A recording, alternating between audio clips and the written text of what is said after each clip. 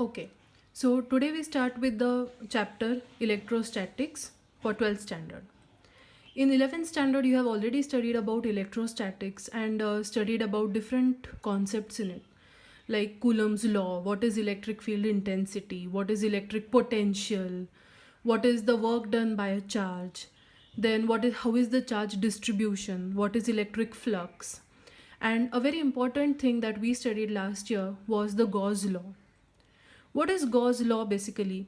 Gauss law is a very important or a powerful tool which helps us to find the electric field intensity at a given point for various configurations of charge distributions. So in this class we are going to study about the different applications of Gauss law. Before that, let's revise what is Gauss law. Gauss law. Gauss law is what? The flux of net electric field through a closed surface equals the net charge enclosed by the surface divided by epsilon naught. The flux of net electric field through a closed surface. Closed is a very important word over here. It should be a closed surface. Equals the net charge enclosed. The charge should be completely inside the closed surface divided by epsilon naught.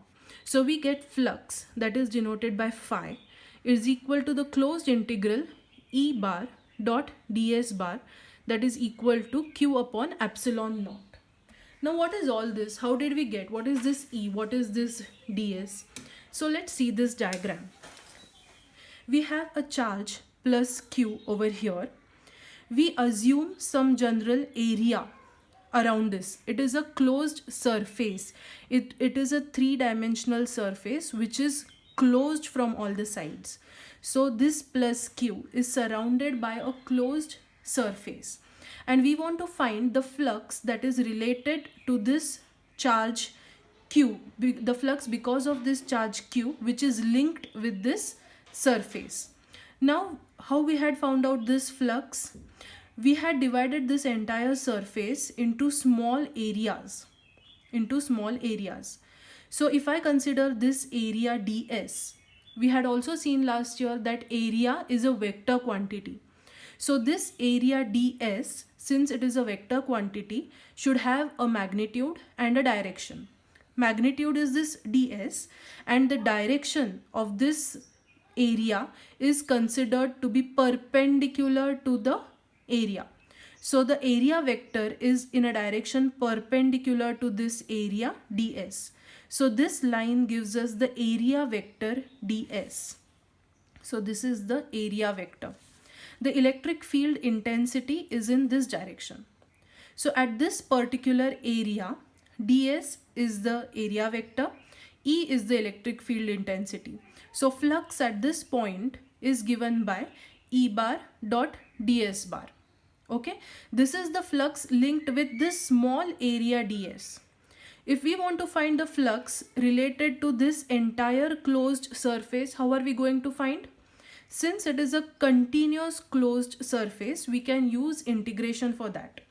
So we are integrating all these small fluxes to get the total flux linked with this closed surface. So I get integrating over a closed surface of E bar dot ds bar. What is E bar? E bar is the electric field at this point. ds bar is the area vector. This dot product we can write as E ds cos theta, where theta is the angle between electric field intensity and the area vector. So the total flux linked with this closed surface is given by closed integral of E ds cos theta. This we had studied last year. Okay. So what is Gauss law? Gauss law says that the flux, that is this, we saw that flux is equal to E bar dot ds or E ds cos theta. Gauss law says that this flux E bar dot ds bar is equal to q upon epsilon naught, where q is the charge enclosed by the surface, the total charge enclosed by the surface. It may be just one charge or too many charges. as many charges as you want. So it is the total charge enclosed by this surface divided by epsilon naught, where epsilon naught is the permittivity. This Gauss law we had studied last year. In this year, we are going to study about the applications of Gauss law. How are you going to put this Gauss law to use? Now, see this equation. Integral E ds is equal to q upon epsilon naught. The main application of Gauss law is to find the electric field intensity due to a charge distribution. So if you have too many charges, we can find out the electric field intensity at a given point very easily using this Gauss law. Okay, so how do you find electric field intensity? If you know what is the charges enclosed, you know epsilon naught, which is a constant value. If you can find the area ds, you can easily find out E, because that is the only unknown variable that is left. All others can be calculated. So using this simple process, we can find out the electric field intensity. Okay, now for that we are going to use simple steps. The steps in calculating electric field intensity by using Gauss law. We can find out electric field intensity by using Gauss law in just 5 steps. Okay, so the first step is describe the charge distribution, because you are not going to find electric field intensity for just one charge or two charges. There can be many charges. So first you need to understand or identify how are these charges distributed, whether they are uniformly distributed over a sphere or over a rod, or it is just a linear distribution, or it is a volume distribution. We first need to identify that. Once you identify that charge distribution, you need to consider a suitable Gaussian surface. Why do you need a Gaussian surface? Why can't you just take the charges and find electric field intensity? Because Gauss law, this law holds true for charges which are enclosed by a surface.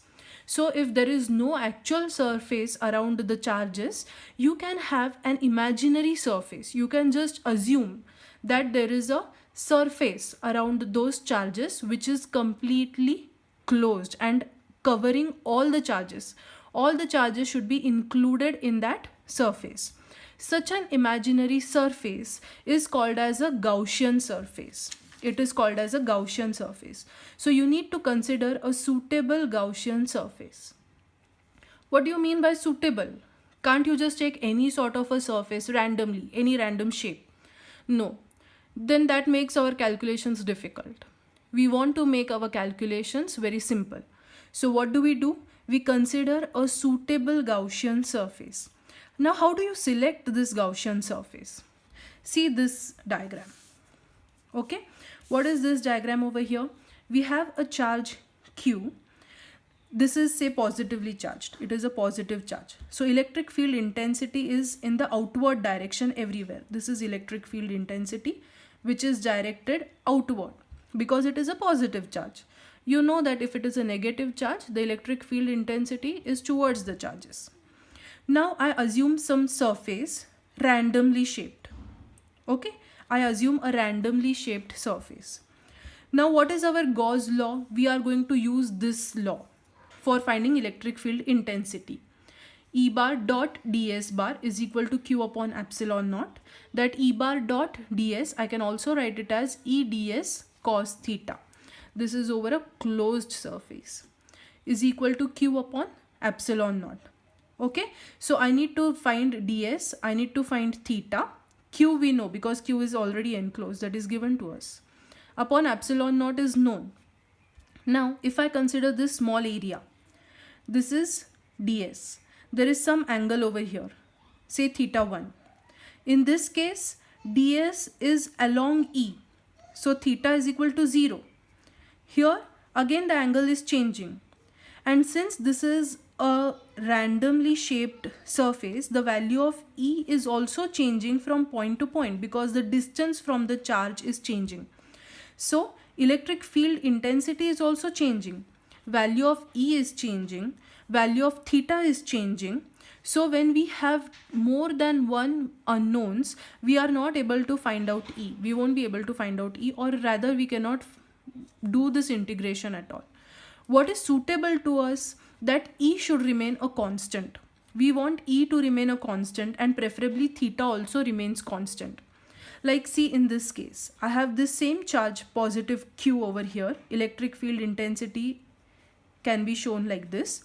If I consider a spherical surface, if I consider a spherical Gaussian surface, see what is happening at all the points on this Gaussian surface, E is remaining the same, because the distance, it is a sphere, and Q is at the center of this Gaussian surface.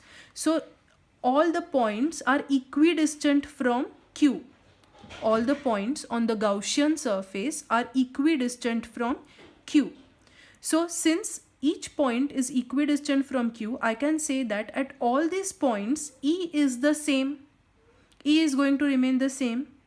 Also, theta is going to remain the same, because if I take any area, the area vector is going to be along E. Area vector will be along E. Area vector along E. So theta is same, and in this particular case, theta is going to be 0. So what do I get? This E ds cos theta, integration of E ds cos theta. E is same, so E can come out of the integration sign, and cos theta is also a constant because theta is same. So cos theta also comes out. So you just need to integrate this ds, which is a very simple process. We know how to do this integration, right? So we can easily calculate E if we consider a suitable Gaussian surface. So when I say consider a suitable Gaussian surface, what do I mean by suitable?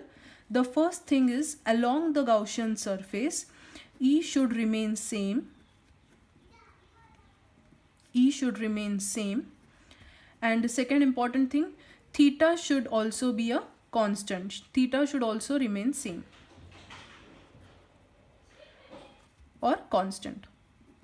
Theta should also be a constant.